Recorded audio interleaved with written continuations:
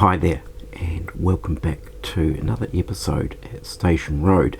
Now, today we continue on with the signal box construction and pick up where we left off in the last episode, where we had assembled the upper half of the signal box and did some of the brick wrap and the roof, windows and things like that. So essentially just the core upper structure.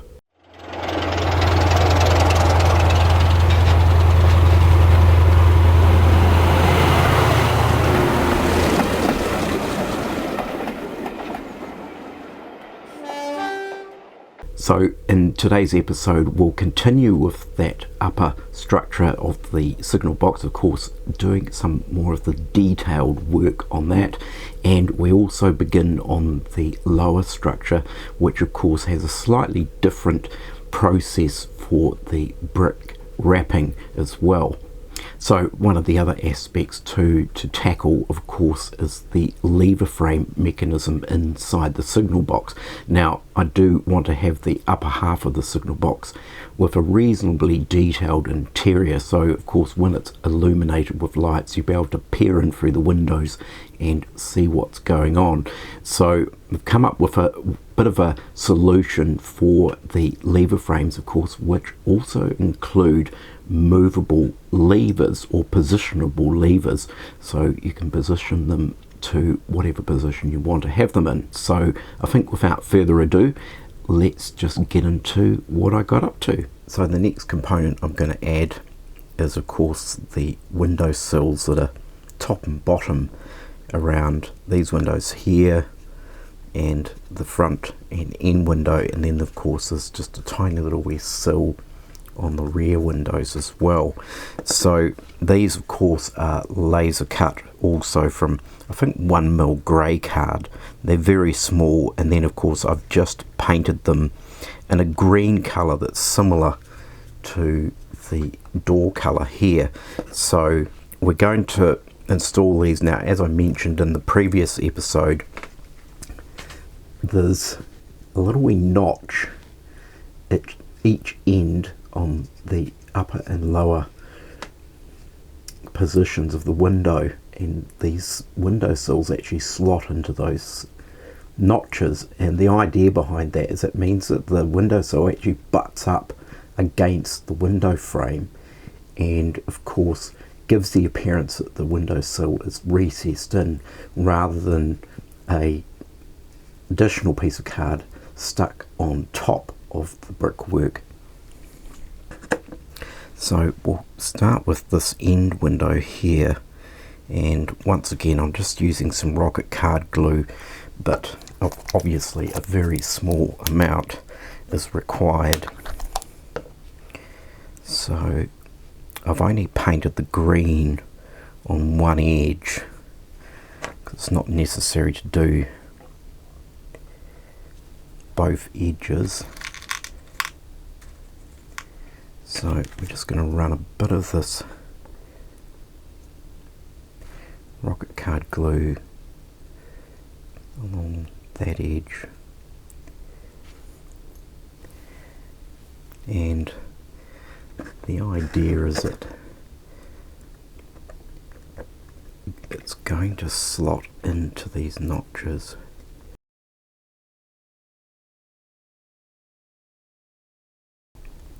As I mentioned in the previous episode, this is the method I used when I was doing the curved warehouse, and I was quite happy with the appearance that it gave.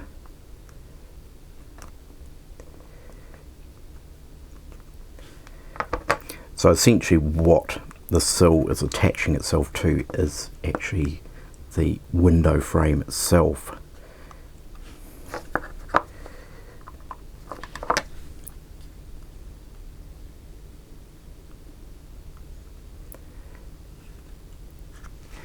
So if we take a look at that, that's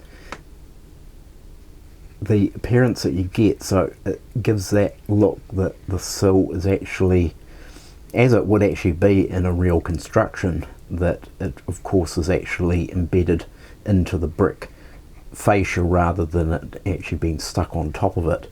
So that's the appearance that I'm going for. So I'll carry on and install the other windowsills and come back and we'll have a look at it at the end. So there's the windowsills in place, and just bring it in a bit closer. You can see the effect that it creates where the recess of the windowsill up against the window frame and embedded into the actual brickwork, how a real building might be assembled. So in usual Julian style, I didn't produce enough windowsills, so I've got to cut some more for this one here, and I may just be naughty and hand cut those rather than go through the laser cutter again. But yeah, that's starting to improve the overall appearance of the signal box. So what we're going to take a look at now is doing strips of laser cut slate. Now what I've actually done, and I'm pretty sure, I think I showed this possibly in the last video, I can't remember actually, is I've created these strips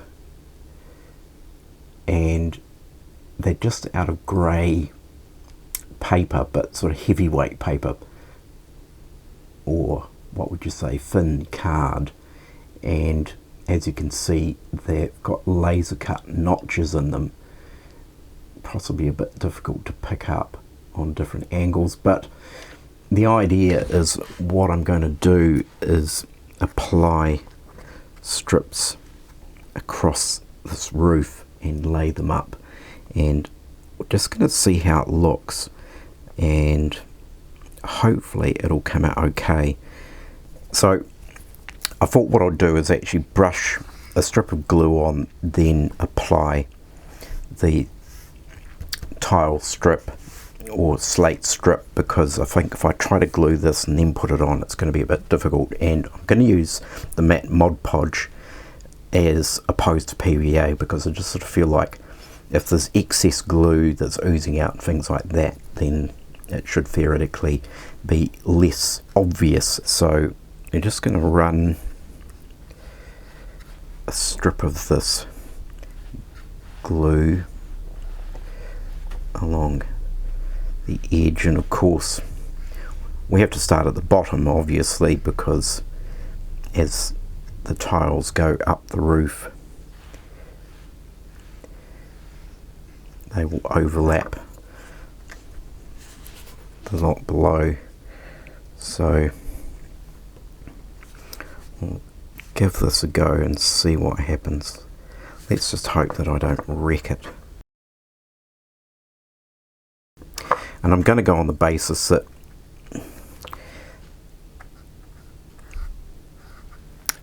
tiles aren't always perfect, are they? At least older style buildings, tiles, you know, can look a little bit wonky and things like that. So I'm going to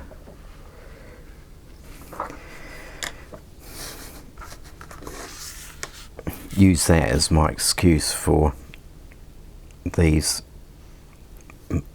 maybe looking a bit rustic. I'm probably going to regret this, actually, to be honest,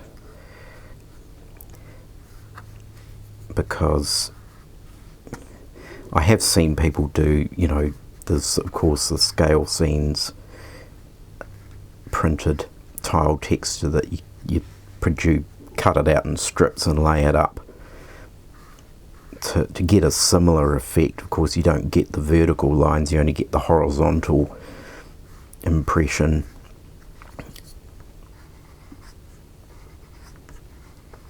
Whereas this is also the vertical lines.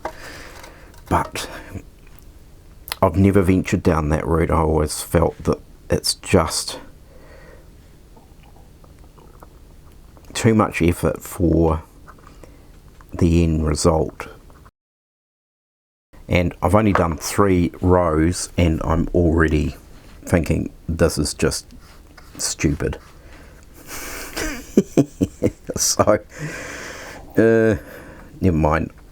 Now that I've started it, I'm going to have to finish it. So,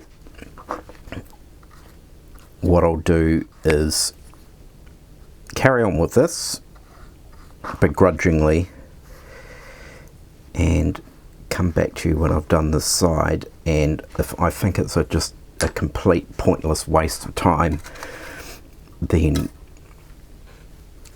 I may just pull up this side of the roof and do a new one with just the print on it. Right, so I persevered with this laser cut strips of slate tile, and initially I sort of thought, I can't be bothered with this, as you heard, but I guess it wasn't too bad in the end, and to be honest, it does actually look rather good. So if I can zoom in, it really does actually give that tile relief, and of course being laser cut with the actual vertical tiles as well, it doesn't actually look too bad. So based on that, I think I will do the other side of the roof, and yeah, so a little bit of weathering and things like that, and of course there'll be a ridge capping as well that should come out quite well. So I've begun assembling the base of the signal box, and as you can see, there's no brick texture on this because unlike the top half of the signal box, I need the brickwork to actually wrap around the corners, because of course there are no corner columns on the lower half, so the brickwork needs to wrap around. It'll be one print, apply to one face, wrap it, and then apply around another face. So we'll get onto that, but what I did want to show you in the meantime is this floor area. Now this is the floor area for the actual signal box room upstairs, and of course there's a wee slot here. Now you probably guessed this is where the lever frame is going to be positioned. Now of course one of the processes that I had to figure out was how to produce a lever frame and with all its levers in a laser cut format. So with my thinking cap on and probably pushing the tolerances of my laser cutter to its limits, I was able to produce a lever frame that is purely laser cut. Now the only component in here that is not laser cut is a 0.5 millimeter brass wire that actually runs through here, and that of course is the pivot point for these levers. And as you can see, that the whole idea behind this is the levers are positionable, so we can move these levers to any position. So it's worked out quite well. Now the interesting process of course was how this was actually designed and put together, and basically of course it is a lot of repetition, so it's repeating components. So the actual frame section itself was 2.2 millimeter grey card, which had a small hole laser cut through in one corner, lower corner, and then the levers themselves are actually laser cut from 0.6 mil black card, and once again that has a pivot point and a laser cut hole, and then each one by one they are threaded onto this 0.5 millimeter brass wire, and then of course once it's all loaded up and slotted through an additional bit of 0.6 or 0.5 mil black card as a frame, just literally to hold it all together. So what you end up with is a reasonably convincing lever frame, and of course all of these levers can pivot, although that one I think's jammed. I think there might be maybe a fox stuck in the points, so we better better go and check that out, I guess. So most of these will actually move and slide to the position that you'd like to have them in, and I'm not quite sure why those two are stuck and don't want to move. So that is the lever frame, and the idea is, along with obviously other furniture and items that are going to go into the signal box, this just simply slots down into that slot, and there we have our lever frame. And let's just push them all back into the forward position, and there we have it. So we'll get on and do the brick wrap for the base of the signal box, and of course we've got the base here, and then we've got a couple of prints here. Now, as I mentioned, this doesn't have the corner columns, so this has to be wrapped once this is assembled, rather than the other way around, which was for the top half of the signal box. So we've got a brick texture for the rear wall, and then this is the front and the two sides. So the plan is that I'll apply brickwork to the rear wall, and then the front and sides will wrap, and then wrap around the back edge. So there will be just a little seam at each end on the rear of the signal box, and of course what I plan to do is hide that with possibly some down pipes or something like that. So we'll start with the rear wall, and it's just a case of trimming this out. Now, once again, the same process in the top edge is to line up, and then the excess is trimmed off the bottom and one side. So we'll trim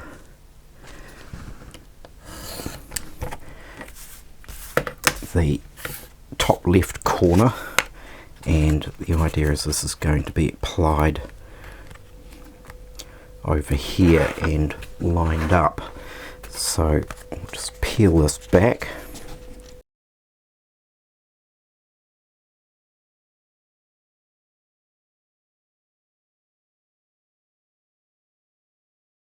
Now, you're probably wondering why this unit is not got an even base to it. It's got these chunks out of it. This will be revealed shortly, as the location of the signal box is actually in a position where there's a bit of a split level, so hence why it's got this unusual shape to the base of it. And there's our brick component on the rear wall. Now, we've got these little wee notches in the top here. You can probably see one there, one around the front. There's one on the rear and also one at the other end, and this is actually where the upper level locks into the base unit. So I'm either going to leave the print here and see if I can actually slot the upper section in between there, but I may need to trim out the bit of brickwork here for that, but we'll just leave that for now. So now we come to this component here. Now, what I've got on this print is some registration marks. So there's some thin registration marks top and bottom, and that indicates the corner of the building. So it's going to be a little bit unique how we trim this out, and I think what I might actually do is we're going to trim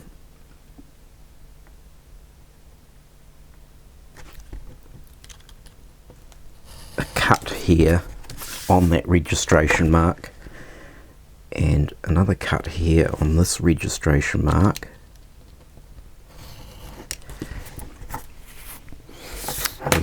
do away with a little bit of this excess paper.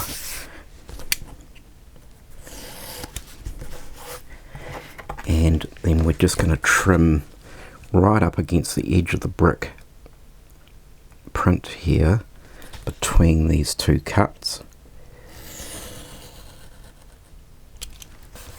And cut that section out.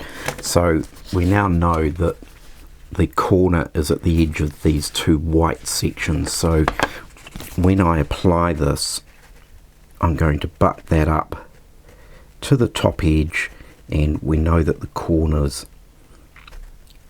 is where the excess white is. So I might just trim a little. We will actually trim that right back to the edge for that one, and also for this one, because we don't want that wrapping around the rear corner.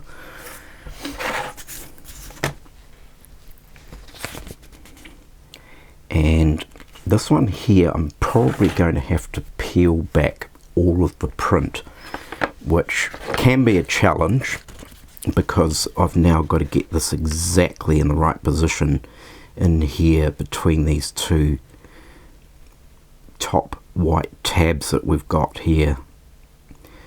So peel this back. And for a large piece like this, it's best to really put the print face down and peel the backing back this way, so that you kind of don't end up with this thing folding back and sticking onto itself, which can happen, and basically you end up destroying your print. So with this now peeled back, let's give this a go. So we want that white edge there, that white edge there. This is really where it would be nice to have another set of hands sometimes. So we're now just going to work our way down the print as opposed to going this way. So we're working our way down. Got to be careful, we've got holes in the back here, of course, which are our window apertures, and that's now stuck to at least the front. So now we've just got to work our way around these edges.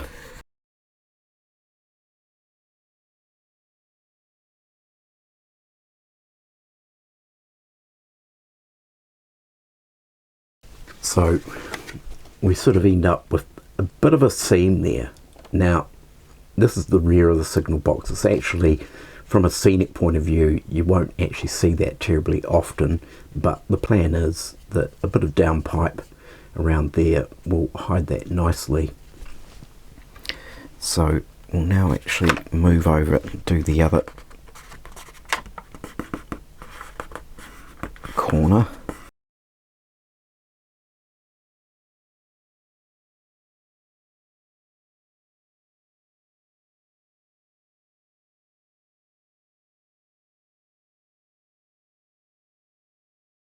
Right, so that is now the brickwork nicely wrapped around. So what I've got to do, and it's the same process that I used for the upper level, is split the brickwork where these windows are, and there's a door down at this end, and wrap the brickwork around the edges and back on itself inside the building. Right, so I've now completed this bottom section of the signal box, and of course attached a door with the door frame, and attached the windows and the windowsills. Now I did make, obviously at some point, a bit of a cock up, because unfortunately the brick arches above the windows don't line up with the windows. So I'm really at a loss as to how that happened, because I did actually line this print up as with the registration marks, but nonetheless that is how it's come out. It's not a huge issue, and I may fix that by printing some new arches, laser cutting them out, just the sticky label, and sticking them over the top of these ones. That means that the arches will actually be slightly bigger in order to cover these ones up.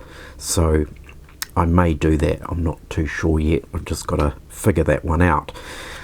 So now that we've got this complete, the idea is these notches, and I have trimmed out the brickwork from around these notches just for an easier fit, and that now just slots into those notches, and that's the two of them together. So the next step now is, what we've actually got is, of course, these kind of cornices, I guess, that sit at the bottom of these columns. They need to be attached. We've got a bit of brick ridging that runs across the top of the lower section as well, which is in a different colour brick, and there is the chimney breast to continue down on this lower section, and of course we've got some gable ends to apply to the end of the roof up here, and then finally, of course, there is some steps that will lead down to the ground level. So we'll start with these little cornices, and I'm going to apply these while the top section's in place, because I do want to get these to butt up, but of course the idea is not to glue the top section in place. Now these little cornices pieces are absolutely microscopic, and they were reasonably tricky to make. So they're actually laid up 4 layers of 0.6mm black card, and then of course I've painted them as a kind of like a sandstone colour to sort of simulate some of the other colours in the brickwork. So there's a front piece, and then we have these return sections, which are the corners, which is kind of like a chopped off version of that. So I think the idea is, what I'll do is I'll start by adding the cornices that go on the end here, and they need to butt up against the edge, so we sort of end up with that appearance there.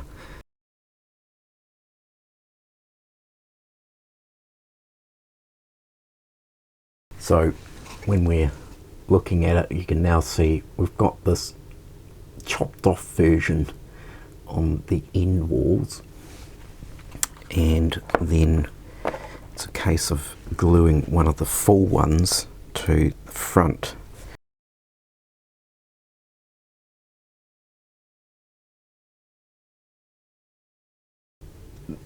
That's what these little cornice pieces are going to look like, and where the join is that you can see there, of course I'm just going to go over and touch that up with a little bit more of the same paint colour, and hopefully that should have blended in reasonably okay. So I'll carry on, I'll do the rest of these, and then we'll get on to the next piece to add.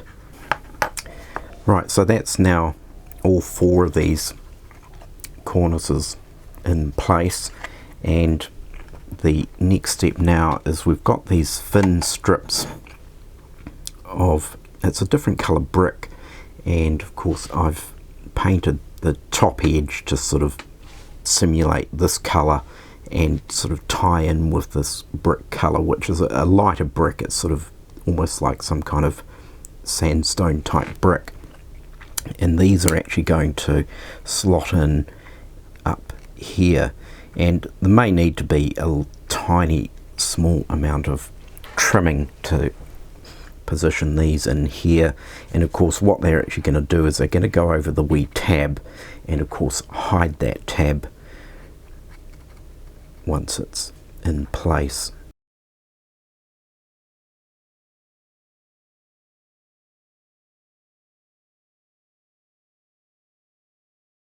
So as you can see, that's the relief bit of brickwork on that top edge. So I'll carry on and do the other three sides. Right, so that's now the relief brickwork running around all four edges.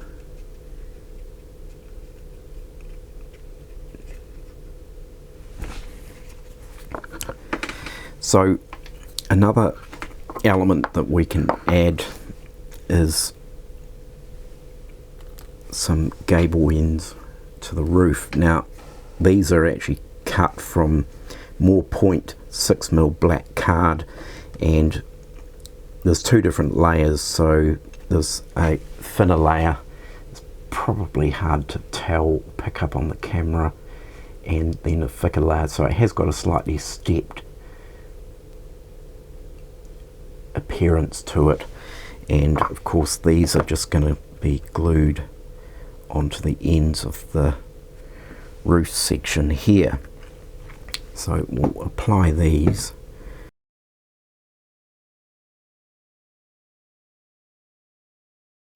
So that's our gable end for the roof, and of course I'll just quickly do the other end.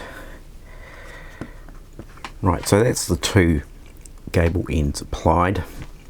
Another item we've got here is the capping stone, of course, for the top of the chimney, and the chimney pots. Of course, what I'm actually going to use is some 3D printed chimney pots, which I've got to find. I don't actually know where they are, and I can't remember who makes them, but I'm just going to use those for the chimney pots. But we can at least put this component on, which once again is painted in this sort of sandstony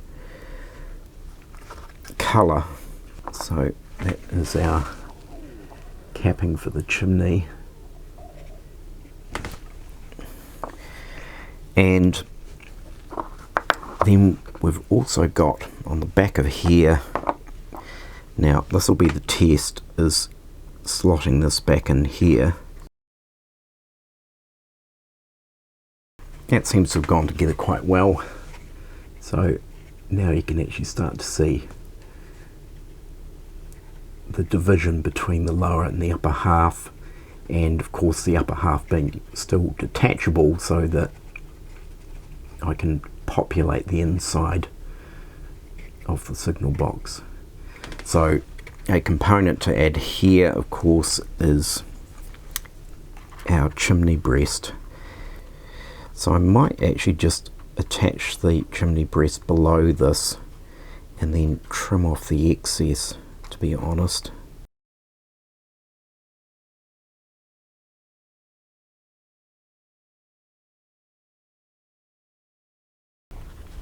Right, so that's the remainder of the chimney breast now attached, and it's certainly starting to take shape and look the part. And although these cornices and these things and the gable ends and everything are quite intricate and tricky little details, they certainly do bring the signal box to life. So there's one other component which I'm not actually going to install yet, but it is the steps. Now these of course are all laser cut as well, and of course that is going to be fixed in here. So there's a little section of the raised brickwork that I need to trim out, but I'll wait for that to fully dry. But the steps are going to mount in here. So the steps were quite tricky, and you can just see them there. I actually went through, this is version number 2. The first version I tried to do was just too fine, and it all just started falling to pieces, and I just couldn't get it to sit right.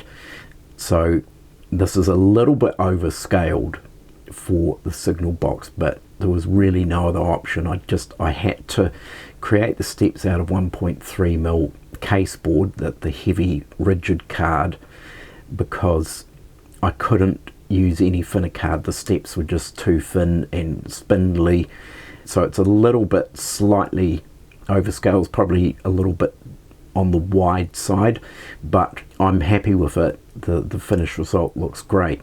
So that, of course, as I mentioned, is going to be mounted in through here, but of course I'm not going to do that just yet, because I do want to finish doing the interior detail in the signal box, and of course, as I showed earlier, was the lever frame and levers and so forth, but there is other additions that I want to add in there, like a desk, chairs, and possibly some items on the wall, and of course also the upper part of that lever frame, which I think has sort of various bells and indicators and things on it as well, and possibly even there's usually a small track plan, illuminated trackboard type thing as well. So there's still quite a few bits, so that's where that's going to go. So that's where I'll leave it for part 2 of this signal box build, and of course there is still a lot more to do. We've got all the detailing now to work on the interior and also install some lighting. So I certainly think this signal box is starting to look the part, and if we take a look at where it's actually going on the layout, and of course, as I mentioned, the unusual chunks out of the base section of the signal box is so that it fits in where there's a bit of a split level. So it's just to one end of the station on the curve, and it's located obviously near a lot of point work and a lot of the other lines branching out for the goods yard, the depot area. So I thought that that looked like a logical place to have this signal box. So if the upper and lower units just temporarily positioned together, we can really start to see how it's looking with the detail, with the wee cornices on the corners and the upper column corners as well, and of course some of the raised brick relief work, of course the chimney breast on the back, and of course with some door frames, the doors and the windows and all of those things added in. Now of course one of the things you'll notice is I've corrected the brick arches above the windows on the lower section, as during the video of course they were misaligned, so I did actually go through the process of printing out new arches that were slightly bigger to cover up those wonky arches, put that through the laser cutter, laser cut them out to the shape, and then stuck them on over the top, and it's actually worked out quite well. So of course in the next episode I will be working on the interior details. Now there is going to be some, I guess, pre-bought kit type items that will be added into the interior. I will have a crack at also doing some laser cut components as well, maybe a large desk, some drawers, things like that, and then of course also the upper section of this lever frame, where of course you'll find things like bells and gauges and all of that type of stuff up above. So I'll leave it there for today's episode. I certainly hope you've gained some inspiration and ideas for your own layouts. So do take care everyone, look after yourselves, of course don't forget to like and subscribe, and I will catch you next time.